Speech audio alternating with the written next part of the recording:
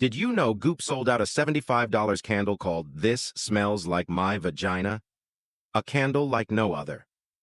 What if I told you one of the most polarizing products in recent memory wasn't a tech gadget, a luxury car, or even a groundbreaking invention, but a candle? And not just any candle, but one so audaciously named that it became an overnight cultural phenomenon. Meet the $75 product that shocked the world. Gwyneth Paltrow's Goop candle called This Smells Like My Vagina. In January 2020, at a time when the world was only beginning to hear whispers of a looming global pandemic, Paltrow's wellness empire Goop dropped a bombshell. They weren't launching another jade egg or wellness sticker. Instead, they unveiled a scented candle with a name so provocative it made headlines instantly. Here's the kicker. It wasn't just a stunt. This product wasn't tucked away in some niche corner of the internet for a select few avant-garde consumers.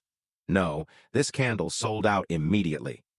Within hours, every single $75 unit was snatched up by customers who couldn't resist the allure of owning what some called the most talked-about home accessory of the year. But what made this candle so extraordinary wasn't just its eyebrow-raising name. To understand its deeper appeal, we need to unravel the mystery behind its creation. Was it a joke taken too far? A feminist statement cleverly disguised as a luxury product? Or a masterclass in viral marketing? To find the answers, we must dive into the world of Goop, a brand synonymous with both luxury and controversy. Founded in 2008 by Academy Award-winning actress Gwyneth Paltrow, Goop began as a modest newsletter sharing lifestyle tips, but quickly evolved into a global empire worth hundreds of millions of dollars. It's a brand that thrives on challenging norms, breaking taboos, and sparking heated debates. And the $75 candle? It was no exception. According to Goop, the candle started as a lighthearted joke. During a product development session, Paltrow reportedly smelled a fragrance blend and quipped, "This smells like my vagina." Instead of dismissing the comment, the team leaned into the absurdity, realizing they had something that could redefine both humor and empowerment in the luxury market. But let's not forget, the name alone wasn't enough. For this candle to sell out and spark global attention, it needed more than shock value. It had to have a story, a purpose, and of course, the ability to resonate with an audience that thrives on controversy. And that's exactly what it delivered. In Part 2, we'll explore how this controversial candle went from an inside joke to a worldwide phenomenon. We'll uncover the meticulous craftsmanship behind its creation, the bold statement it made about femininity, and how it tapped into the psyche of a world desperate for something new and unapologetically different. So stay tuned because this story is just getting started. From joke to global phenomenon. When does a joke become a revolution? For Goop, it was the moment they decided to turn a passing quip into one of the boldest product launches in wellness history. But how does a candle, a simple everyday object, ignite such a massive cultural conversation? To answer that, we need to peel back the layers of its creation and impact. The story begins with the scent itself. Crafted by famed perfumer Douglas Little, the fragrance wasn't developed overnight. It's a carefully blended concoction of geranium, citrusy bergamot, cedar absolutes, and damask rose, designed to exude sophistication, playfulness, and bold sensuality. Goop described it as a scent that was funny, gorgeous, sexy, and beautifully unexpected, a deliberate mix of qualities meant to challenge conventional perceptions of luxury and femininity. But the name? That's where the true genius lies. This Smells Like My Vagina wasn't just provocative, it was an invitation to rethink taboos surrounding women's bodies. By attaching such a bold, unapologetic phrase to a luxury item, Goop wasn't just selling a candle, they were selling a message. The timing couldn't have been better. It was 2020, a year when traditional norms were being dismantled and conversations about empowerment and individuality were taking center stage. Goop's candle tapped into this cultural zeitgeist, positioning itself as more than a product. It became a statement of ownership and confidence. Social media, of course, played its part in propelling the candle to stardom. Within hours of its launch, the internet exploded. Memes, tweets, and think pieces flooded platforms like Twitter and Instagram. Celebrities jumped into the conversation, and late-night hosts couldn't resist poking fun at the name. But as the jokes flew, so did the orders. The candle's instant sellout was a testament to its dual appeal. It was both outrageous and irresistible. Yet not everyone was on board. Critics accused Goop of using shock value to mask what they saw as an overpriced gimmick. Some called the product a prime example of how the wellness industry profits off sensationalism. But for every critic, there was a fan defending the candle as a groundbreaking move. To its supporters, it wasn't just a candle. It was a playful rejection of societal norms that have historically shamed or policed women's bodies. Goop, true to form, leaned into the controversy. Rather than issuing defensive statements, they doubled down on the candle's bold branding, emphasizing its humor and deeper meaning. This calculated move not only maintained the product's momentum, but also positioned Goop as a fearless disruptor willing to challenge boundaries. But was this success purely about the product? Or was it the result of a masterclass in marketing psychology? In Part 3, we'll dive into how Goop used viral strategies, controversy, and exclusivity to turn their candle into a global sensation. From limited availability to the use of celebrity endorsements, we'll uncover how this small flame burned so brightly in the cultural consciousness. And believe me, the mystery only deepens from here. Marketing mastery and viral domination. What happens when controversy meets exclusivity? In the case of Goop's "This Smells Like My Vagina" candle, the result was a marketing phenomenon that lit up headlines, social media feeds, and luxury shopping carts worldwide. But make no mistake, this wasn't luck. It was a carefully orchestrated campaign that blurred the lines between humor, empowerment, and exclusivity. To understand how Goop turned a simple candle into a global sensation, we need to break down the elements of their strategy. First, there was the exclusivity factor. The candle was launched in limited quantities, creating an immediate sense of urgency. The moment news broke, customers scrambled to purchase it, knowing that once it was gone, they might never get another chance. This scarcity tactic, a tried-and-true marketing ploy, ensured the product sold out in hours. Next came the viral power of controversy. The name of the candle, equal parts shocking and provocative, was designed to grab attention and spark conversation. By choosing such a bold title, Goop ensured that the product wouldn't just be bought, but talked about.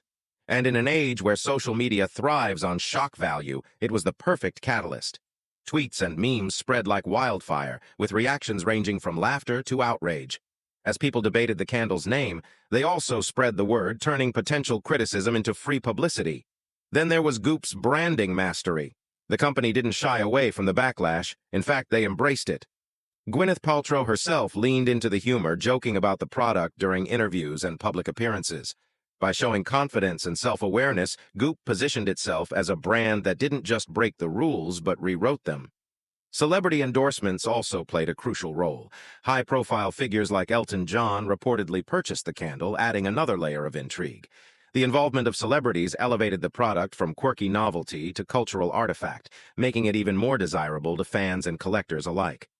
Finally, the product wasn't just about the candle, it was about the conversation it created. The name, "This Smells Like My Vagina," wasn't chosen randomly. It was a deliberate challenge to societal taboos surrounding femininity and women's bodies. By framing the product as both a luxury item and a statement of empowerment, Goop tapped into a broader cultural movement. Consumers weren't just buying a candle, they were buying into an idea. But not everyone saw it that way. As the candle's fame grew, so did its critics. Some dismissed it as a publicity stunt, while others accused Goop of trivializing serious issues for profit. These criticisms only fueled the fire, keeping the product in the spotlight longer than anyone could have anticipated. So, was the candle's success a fluke, or was it the result of calculated brilliance? In Part 4, we'll delve into the legacy of this bold product. We'll explore its cultural impact, the lessons it taught about branding in the modern world, and whether it truly redefined what it means to market empowerment. Because while the candle may have burned out, its story is far from over. The legacy of a cultural flame. What does it take for a single product to outlive its shelf life and become a symbol of something much larger? For Goop's "This Smells Like My Vagina" candle, its legacy burns far brighter than its wick ever could. But what did this bold move leave behind? And what does it teach us about the intersection of marketing, culture, and empowerment? When the dust settled and the memes began to fade, what remained was a product that transcended its original purpose. Yes, it was a candle, but it also became a conversation starter, an emblem of bold branding and unapologetic self-expression. For its supporters, it symbolized breaking free from societal norms, daring to find humor and power in the taboo.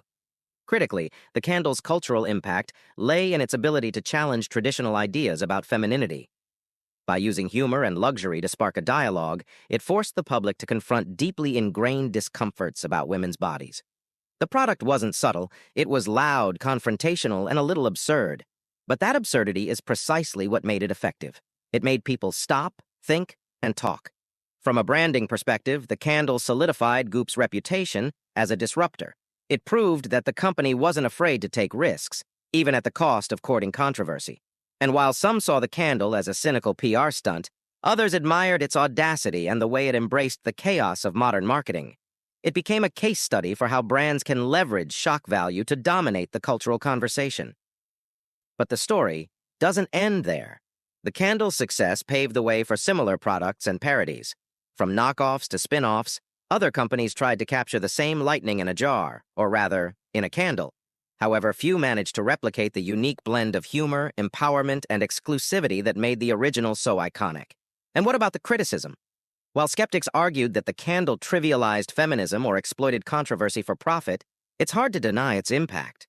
Whether loved or hated, it made people feel something. And in a world overflowing with forgettable products, that's no small achievement. So what lessons can we learn from this story? First, it shows that branding isn't just about products. It's about narratives. Goop didn't just sell a candle, they sold a story, a statement, and a challenge to the status quo. Second, it reminds us that controversy, when handled with confidence and self-awareness, can be a powerful tool. And finally, it proves that humor and empowerment aren't mutually exclusive. Sometimes the boldest statements are the ones that make us laugh and then make us think. In the end, Goop's $75 candle was more than a viral moment. It was a cultural phenomenon, a marketing triumph, and a symbol of what it means to embrace the unexpected. Love it or hate it, its legacy burns on, long after the wax has melted. And with that, we come to the end of this mystery. If you enjoyed this dive into one of the most intriguing product launches of the modern era, don't forget to like, comment, and subscribe for more stories that uncover the extraordinary in the everyday. Because sometimes, even the smallest flames can leave the brightest marks.